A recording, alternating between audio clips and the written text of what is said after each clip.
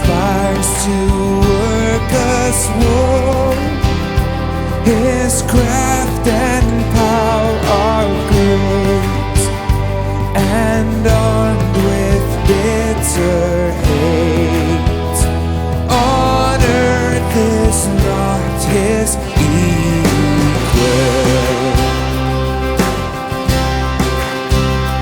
If we in our own strength confide, our striving will be losing,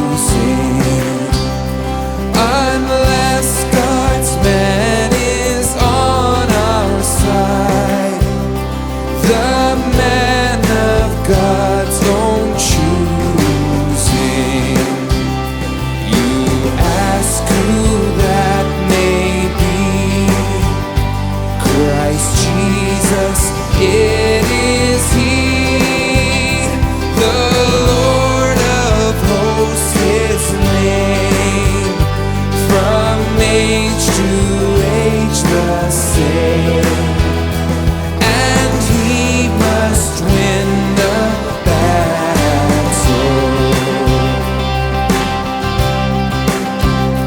And though this world with devils fill should threaten to undo us, we will not fear, for God has willed His truth to triumph through